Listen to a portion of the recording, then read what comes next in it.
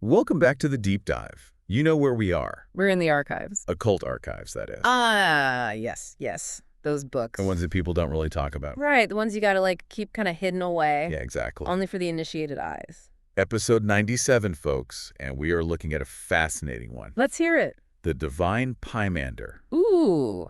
Of Hermes Mercurius Trismegistus. That's a mouthful. It is.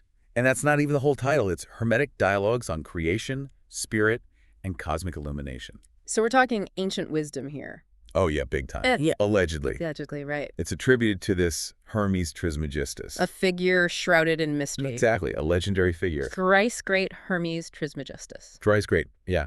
Mercurius Maximus, as they say. Yeah, what does that even mean, though? Like, thrice great? So supposedly he was the first one to write anything down. Like the first to codify knowledge in written form? Exactly, like imagine that. Wow, that's a huge claim right there. It is. I mean, think about the implications. Yeah, if that's true, that's like, wow. So everything stems from Hermes. That's what they're claiming in this book. Bold move. It is bold. But wait, it gets even better. Okay, lay it on me. The preface of this book goes on to claim that this collection predates even Moses. What? I know, older than Moses. So, like, this is like the oldest book ever, basically. That's the implication, yeah. Wow. We're putting it out there. So older than the Bible. Potentially, right? It's a pretty big claim. It is. And, in the ancient world, age equals authority. Right, of course. So if you can claim to be older than the oldest, that gives you a lot of clout. Yeah, that makes a lot of sense. It's like the ultimate trump card. So, okay, Hermes Trismegistus, this thrice great figure. Yes. We know he supposedly was the first to write things down. Yeah. But what else makes him so great? Well, according to the preface, he had perfect understanding of the three kingdoms. Which ones? Mineral, vegetable, and animal. Oh, wow. He knew it all. So a true Renaissance man before the Renaissance. Exactly. He was ahead of his time. But there's more. There's always more. Right. He also knew the quintessence of the whole universe. Okay, now we're getting into the good stuff. I know. This is where it gets really interesting. So break this down for me. What is this quintessence? It's like the fifth element. Beyond earth, air, fire, and water. You got it. The secret ingredient. Exactly. The fundamental essence that permeates all of creation. Okay, and what does that have to do with the Philosopher's Stone? The Philosopher's Stone, or the elixir of life. Right, the thing that everyone's looking for. Immortality, gold, all that jazz. Yeah, like the ultimate treasure. It's the holy grail of alchemy. Okay, so Hermes knew this. That's what the preface claims. Wow, this guy is like the ultimate sage. Right, and this connects him to the Smaragdine table. What's that? Oh, you haven't heard of the Smaragdine table? I don't think so. Fill me in. It's this legendary emerald tablet said to contain the secrets of the universe. Like the cheat codes to reality. Exactly, and guess who's connected to it? Hermes Trismegistus. Bingo. Okay, so this guy's got some serious credentials. He's the real deal, or at least that's what they want us to believe. Right, so the preface goes on to make some pretty big claims about this book. Like what? Like it contains more true knowledge of God and nature than any other book. Except for the Bible. the sacred writ. Yeah, so it's basically second only to the Bible in terms of truth. That's a bold statement. It is a very bold statement. But that's how they're selling it. Okay, so all this is just the preface. We're just getting started. Right, we haven't even dived into the actual text yet. That's where the real fun begins. I'm excited. So what are we waiting for? Let's get into it. All right, let's crack open the Divine Pymander and see what secrets it holds. Okay, book one, what have we got? So book one lays out some core principles of piety and knowledge. Okay, how so? Well, it starts by saying that true religion isn't about blind faith. Okay. It's about actively knowing things. Like understanding the world around us. Exactly like the fundamental realities of existence and being grateful for it. Grateful to who? To the creator, to the source of all things. So knowledge is key. Knowledge is essential for genuine faith. Interesting. And then it goes on to say that piety and religion are the highest form of philosophy. Okay. So it's not one versus the other. It's like they complement each other. They go hand in hand. Exactly. Philosophy is the love of wisdom. Yeah. And that love of wisdom leads to a deeper religious understanding. Okay, so the more you understand the world, Yes. the more you appreciate the divine. And the more pious you become. It's like a cycle. It is like a virtuous cycle. Okay, I like But it. it's not all sunshine and roses. What do you mean? There's a struggle, Oh, there's always a struggle. right? There's this inner conflict. What kind of conflict? Well, it says that the soul is at odds with bodily desires. Oh, the classic battle. Right. The spirit versus the flesh. Yeah, 1 versus 2, as the book says. The singular soul against the dual pull of the physical. Okay. I can relate to that. We all can, I think. Yeah, it's like a constant negotiation. Exactly like trying to balance your higher aspirations with your base instincts. Okay, so how do we win this battle? How do we side with the good? Well, the book gives us a series of assertions. Like guidelines. Exactly, like little nuggets of wisdom. Okay, give me some examples. It says things like movable versus immovable, Okay, changeable versus unchangeable. I'm seeing a pattern here. Right. And then mortal versus immortal, Uh-huh. corruptible versus incorruptible. Okay, so it's setting up these dualities. Yeah, and then it drops some truth bombs. Like what? God is good. Okay. Man is evil. Well, hold on. What do they mean by that? It's not like a moral judgment. Right. It's more like man in his earthly form Okay. is prone to corruption, Okay. limited by his physical nature. As opposed to God, who's pure and perfect. Exactly. Okay, that makes more sense. It's about recognizing our limitations. Right. And Yeah. striving for something higher. And there's another interesting distinction. What's that? Time is divine, Okay. but law is humane. So like natural order versus man-made rules. You got it. Wow. This is deep. It is, but there's a warning. Uh-oh, what's the catch? This knowledge isn't for everyone. Really? Yeah, it says to avoid sharing these ideas with the multitude. Why is that? Because they might misunderstand it Okay. and misuse it. It's too powerful for some people. Potentially, yeah. So it's like a secret knowledge Feels like a responsibility. to use it wisely. Exactly. Okay. So we've got the foundation of piety and knowledge. Yes. Now let's get to the good stuff, the creation myth. Yes. Book 2, Poemander. This is where it gets juicy. So Hermes is in this deep meditative state. Yeah. His mind is elevated, Nice then. and he encounters Poemander, Who's Poemander? the mind of the great lord. Like a divine messenger. Exactly. And Poemander reveals the secrets of creation. I'm all ears. So it starts with light, giving rise to darkness. What? I know it sounds paradoxical. Yeah, like how does light create darkness? Well, it describes it as this moist nature, a smoky vapor. Like a primordial soup. Exactly. And then a holy word. The word. Yes, the word joins itself to this nature. Okay. And boom, pure fire bursts upwards. Like a big bang. Kind of?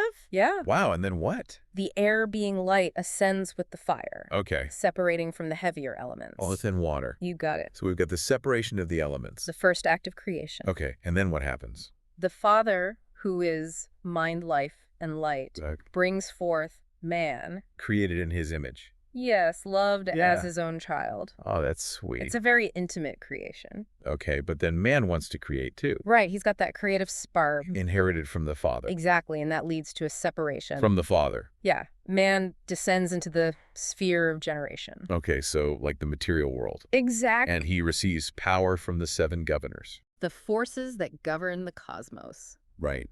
But he's still not satisfied.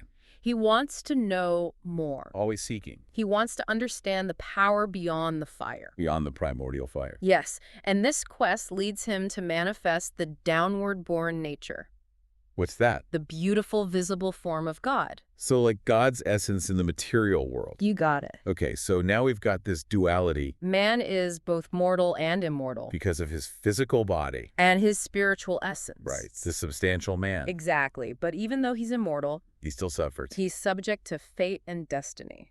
It's a tough gig. It is, and then we have the separation of the sexes. Oh, right. It starts with these hermaphroditical beings. Yes, and then they're divided into male and female. Okay. And God commands them to increase and multiply. So populate the earth. But he also gives a specific instruction to those with minds What's that? to recognize their immortality and to understand that the love of the body is the cause of death. Interesting. So like attachment to the physical leads to spiritual death. Exactly. It's a form of forgetfulness. Of our true nature. Right? Okay. Who is in charge of all this multiplying? Providence and fate. We're like the cosmic puppet masters. Kinda, yeah. Orchestrating everything. And there's a clear distinction between those who are led by their desires. They wander in darkness. Yes, lost in ignorance. And those who seek Knowledge? They attain the superstantial good. A higher reality. Exactly. And for those who are worthy, the mind comes to them. The divine mind. Yes, bestowing wisdom and connection to the Father. It's like a reward. And then after death, the virtuous souls ascend.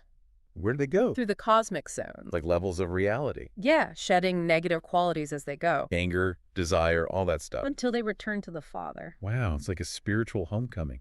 It is. And then Poemander gives Hermes a mission. What's that? To guide others. To enlighten. To salvation through knowledge. So Hermes becomes a teacher. A prophet of sorts. And how do people react to his teachings? Some mock him. They're not ready. They're stuck in their material ways. But others... They recognize the truth. They seek his guidance. Exactly. And book 2 ends with a hymn of praise. To God the Father. Beautiful. It is. Okay, book 3, the Holy Sermon. This one's all about creation.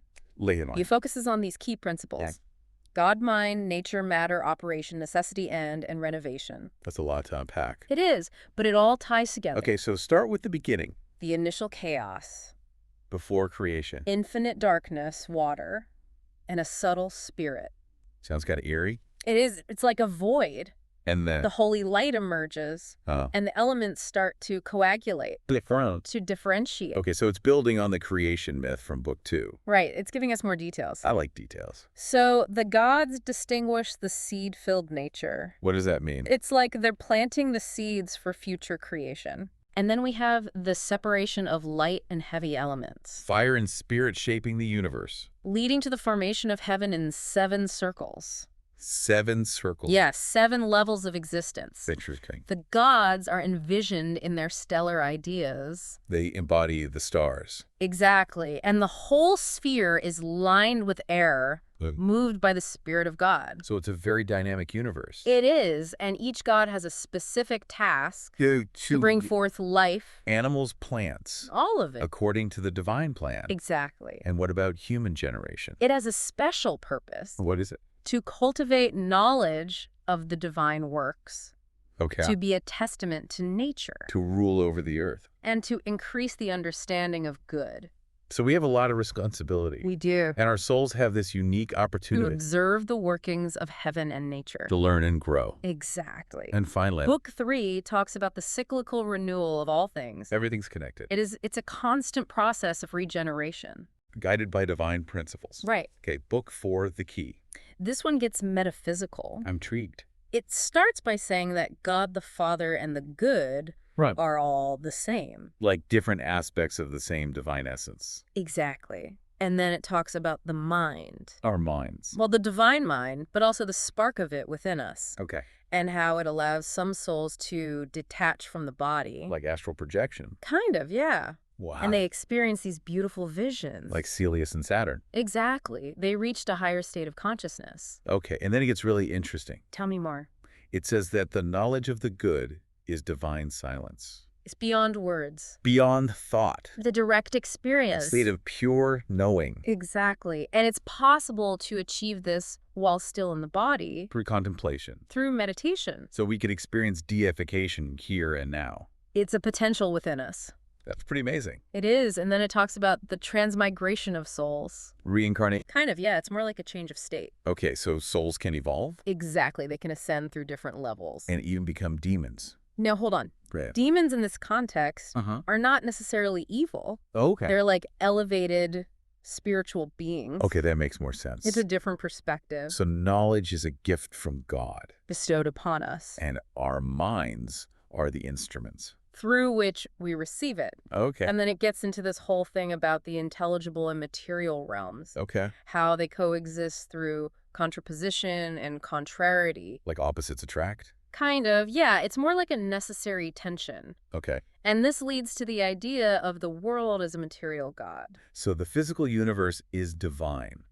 It's beautiful, but not ultimately good. Why not? Because it's constantly changing. It's in a state of flux. Subject to passions. Okay, so it's not perfect. It needs something more. The divine mind. Exactly, which acts as its head. So there's a hierarchy. God, world, man. And God knows man. And desires to be known.